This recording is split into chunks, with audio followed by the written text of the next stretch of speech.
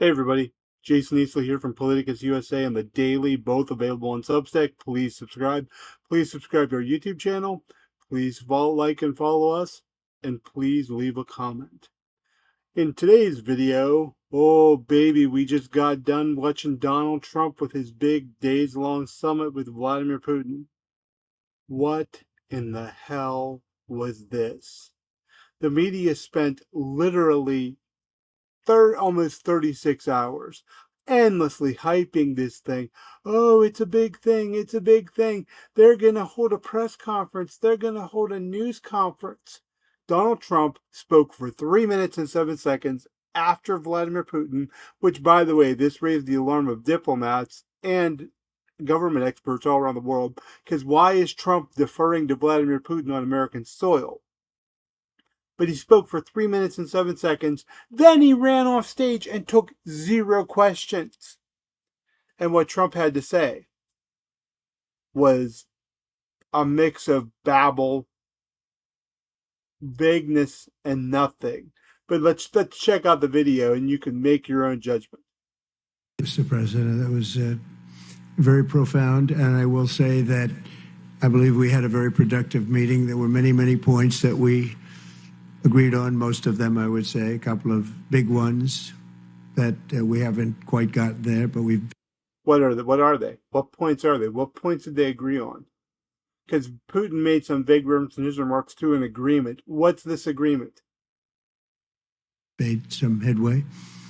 So there's no deal until there's a deal. I will call up... The ultimate cop-out. There's no deal until there was a deal. Trump was going here to get a deal, but now there's no deal until there's a deal. Up NATO in a little while. I will call up the various people that I think are appropriate, and I'll, of course, call up President Zelensky and tell him about today's meeting. It's ultimately up to them. They're going to have to agree with what Marco and Steve and some of the great people from the Trump administration who've come here, Scott and John Rad. Notice, Trump named Zelensky and Ukraine last in the list of people he had to call and update about the meeting. It's their country. Trump has no authority to negotiate a peace deal with Putin for Ukraine. It's their country. They will decide whether or not there's going to be a deal. Cliff, thank you very much. But we have some of our really great leaders. They've been doing a phenomenal job. We also have some tremendous Russian business representatives here, and I think, you know, everybody wants to deal with us. We've become the hottest country anywhere in the world in a very hottest means our economy's on fire and melting down.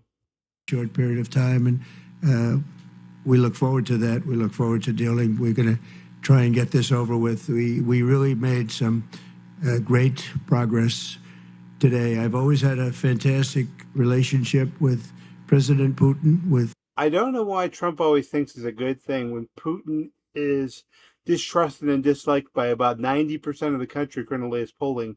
Why Trump thinks it's a brilliant idea to highlight his great relationship with Putin.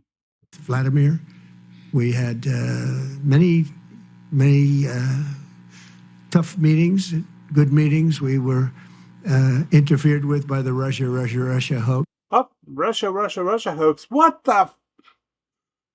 This has nothing to do with Ukraine, and the Russia scandal wasn't a hoax. It's been proven again, even by the Senate's own report, that Russia did, in fact, interfere in the 2016 election to help get Donald Trump elected.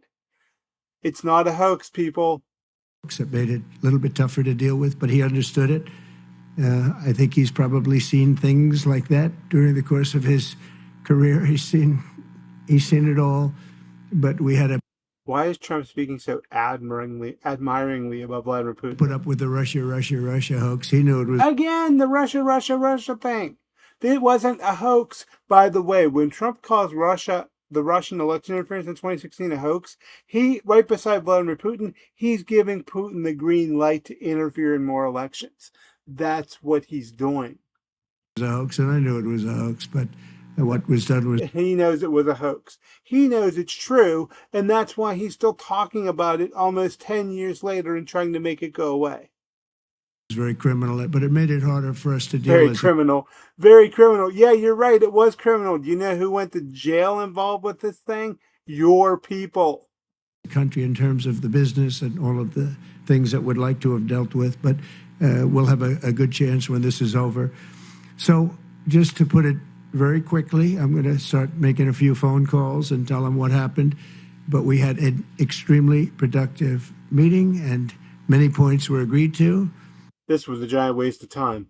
There are just a very few that are left. Some are not that significant. One is probably the most significant, but we have the most significant. Well, gee, could it be whether or not you're going to give Putin a bribe in this land he stole from Ukraine?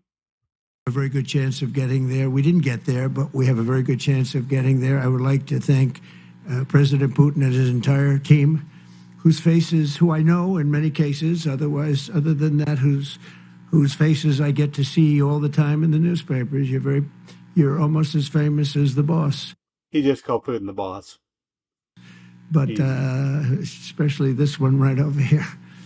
But we had some good meetings over the years, right? Good, productive meetings over the years, and we hope to have that in the future. But let's do the most productive one right now. We're going to stop really 5, 6, 7,000, thousands of people a week from being killed, and President Putin wants to see that as much as I do. So, again, Mr. President, I'd like to thank you very much, and we'll speak to you very soon and probably see you again very soon. Thank you very much, Vladimir. Next time in Moscow. What? He just invited Trump to Moscow. Oh, my God. The prodigal son comes home to Moscow where he belongs. That's an interesting one. I don't know. I'll get a little heat on that one, but I could see it possibly happening. Thank you very much. You could see it possibly happening. Yeah, it's going to happen once the Democrats win control of Congress and your butt is on the way out of power. Vladimir. And thank you all. Thank you. Thank you. Thank you so much. This is supposed to be a news conference, remember? Hey, people are putting their hands up to ask questions, and what's Donald Trump doing? Donald Trump is shaking hands with Vladimir Putin, posing for a picture. Wait, they're still asking questions. Reporters are still shouting questions. And Trump walks away. So let me get this straight. They hyped this all day long, the media did, as this big America, Russia, Putin, Trump summit. Trump doesn't take any questions. Trump gives no details, and he walks away. This meeting was a complete and utter total distraction, a waste of time. Trump looks like he was beaten with a bag of nickels. He's barely coherent. He starts babbling about conspiracy theories. Trump was a disaster. This is a guy who just got rolled in the back by Vladimir Putin. And, you know, I guess the details they went into the room and Trump said to Putin, what do you want to end the war? And Putin said, I want this much territory of Ukraine. Trump said, done. And that was it. This is embarrassing. Trump is showing himself not competent to even stand on a stage quietly. What a disgrace. What an embarrassment to democracy. What an embarrassment to the United States of America. I'm Jason Easley. I write at Politicus USA. I write at The Daily. Both are available on Substack. Please support us by subscribing. Thanks, and we'll talk to you next time.